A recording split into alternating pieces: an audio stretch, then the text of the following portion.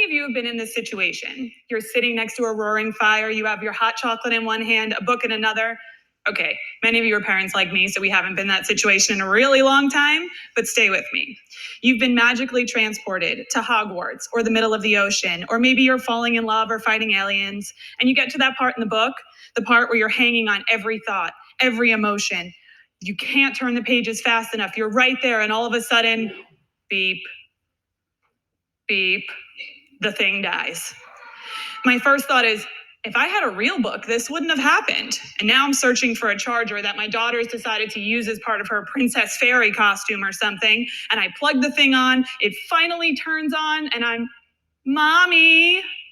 The princess has awoken from her nap. No more reading time for me. If I would have had the book, I could have found out what happened. This is where literature and technology collide. Where all diehard literary people get frustrated. Let me tell you, the struggle's real. How many of you have been in this situation? How many of you have put your kids in this situation? The struggle between language arts and technology is a battle that most of us contend with daily. We're in a constant state of tug of war, staying true to the core of language arts and keeping up with the digital age. And as technology advances, many people feel like they're running after the trends. Being a self-confessed tech junkie and an elementary reading workshop teacher certainly has its challenges. Do I put the Word Work Center on my iPad? That's using technology, right? Do I upload the worksheet to Google Docs? That's using technology, right? I am teaching literacy in the digital age. Wait, I'm giving myself more work? Scanning, then uploading, then kids filling out, then downloading? Why didn't I just give them the stupid paper copy and save everybody some time? Ever have those thoughts? We all have. But at one point, I just stopped myself and said, there's got to be a better way. With all this technology at my fingertips, we have to be transformational. We have to have our kids use this stuff for good and not evil. We have to push them and make them think and change the world.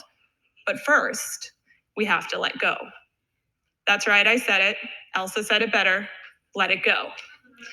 That's when my life changed as a teacher. When I stopped looking at tech as a tool and started looking at it as the tool.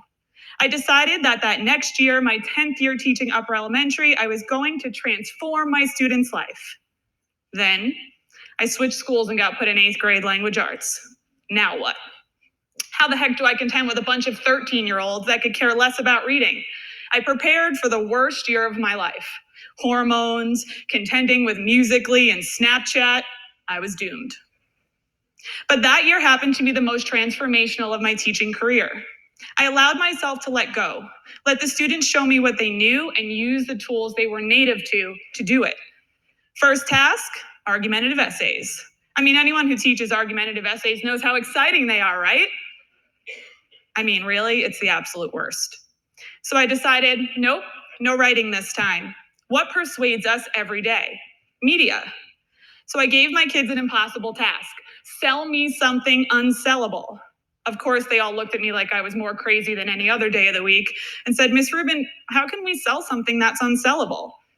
I then began to weave my web of teaching argumentative tactics, supporting things with fact, hooking people with statistics, and sprinkled that with how to use video editing software and do voiceovers and film correctly.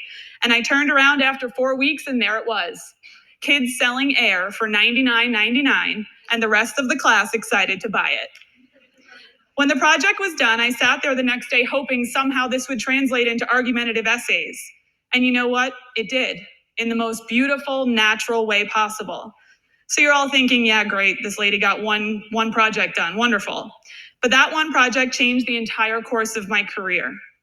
It was the first time that I had let tech do the teaching and not taught with tech. In the years since then, as a reading specialist, the projects that followed were digital literature circles, green screens done in first grade, and many other projects that involved tech driving the road. So when we reflect on the struggle, where does it actually exist? It exists within us. It's our struggle. Because at the end of the day, our kids don't know any different. All they know is technology. Now there's something to be said, holding a book in your hands and still dog-earing the pages and annotating. But our job is to find the balance and keep innovating and taking risks and pushing our kids beyond their limits. Because as Alvin Toffler said, the illiterate of the 21st century will not be those who cannot read and write, but those who cannot learn, unlearn, and relearn. Thank you.